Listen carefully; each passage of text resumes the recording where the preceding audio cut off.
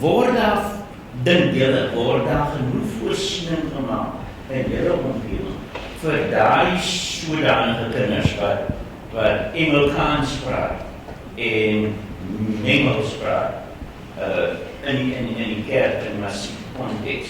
Is daar ruimte vir hulle? Word daar moeite gedoen om ook daai verdwaalde kinders as julle wil te help? Werk hulle lekker met die kinders daar in die massief? Wat sou jy sê?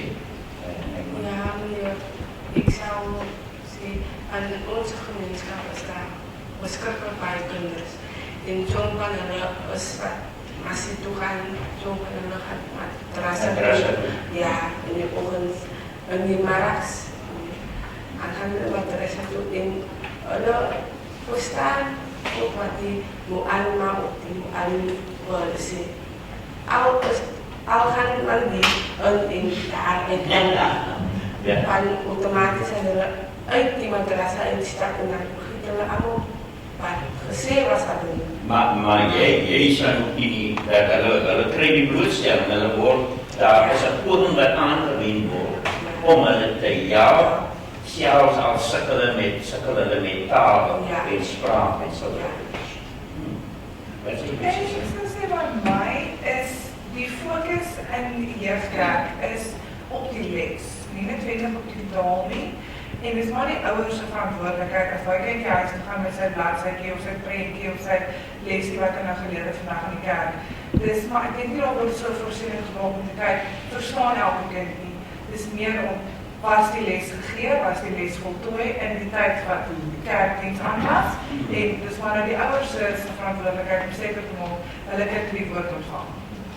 Sou jy dus sê dat 'n kind sonder goeie taalagtergrond mag verlore gaan in so 'n situasie? Verlore in die sin van, daar word nie veel aandag aan die kind. Ek is ook maar net daar. Ja, want ook, nou daai kind het nie 'n taal, daai kind praat Engels. Nou sy ouers het dit vir hom geleer. Sy ouers het dan ook nie 'n fondasie nie. So nou gaan daai kind met daai sê maar nou Afrikaans of Engels en bladsy huis toe. En die ouers verstaan dalk nie die boodskap self. Hulle dan die jeugkerk boodskap en die groot kerk boodskap is nie altyd ooreenstemmend nie. So nou gaan daai kind huis toe met daai bladsytjie en mamma, papa, ek verstaan nie lekker wat hier aangaan nie. En hulle verstaan ook self nie. So of die boodskap word verkeerd oorgedra, of die boodskap word nie oorgedra nie, want ons moet nou tyd om verander dinge. En na kerk, baie mense gaan kerk toe, jy kry nie 'n woord in die kerk en dan na kerk is 1000 ander dinge om te doen. Ons kan nie dan fokus op wat ons nou net geleer in die kerk verstaan. En dan gaan ons maar aan wat ons besig geleer is. Ek voel dit is nog wel iets wat ek gereeld sien by my kerkkinders. Ja, as jy die bloot Sure, ek dink ook dat die probleem lê seker maar aan die ouers. Maar ek dink dit is moontlik om 'n kind twee tale te leer, definitief. Maar as jy nie definitief die balans in daai basis goed struktureer nie, dan gaan dit so kom waar ek in 'n vermengende taal praat en op die oomblik is daar nie soos platforms geskep vir daai vermengende taal. So dit gaan die kind eintlik in die eerste plek benadeel, veral as 'n kind op skool toe bijvoorbeeld gaan dit vir daai kind moeilik wees. So dit kan ook dalk wees dat hy leeskultuur by huise gaan verloor en dit maak ook dat hy kind se leer, die ontwikkeling van lees, verstaan, gaan verloor. Ou einde, dat kind se taal verloor so kan baie so.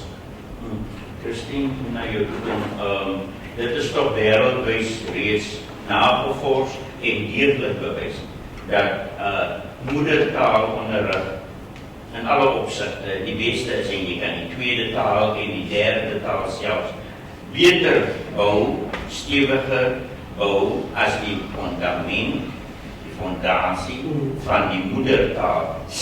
Die moedertaal deeglik en stewig geleer is. En ek wil so ver aan te sê, die navorsing bewys dat hoe stewiger dit geleer is, hoe makliker om die tweede en derde taal te bou.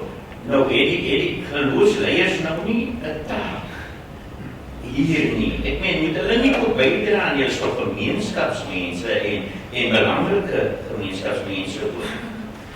Ek dink akkommoderend te wees vir iets soos Engels of Engels, wat ek al hier wat dit wil noem. Is my bietjie, jy sit bietjie die pot mis, want op die einde van die dag is jy nie besig om daai kinders dan meer te help om daardie pad te gaan nie. Eerder as wat kan die geloofsinstansie bied om die moedertaal te versterk. En hoe kan jy op die einde van die dag dit waaraan daardie kind blootgestel word op 'n ander manier gee as wat in die ouerhuis gegee word.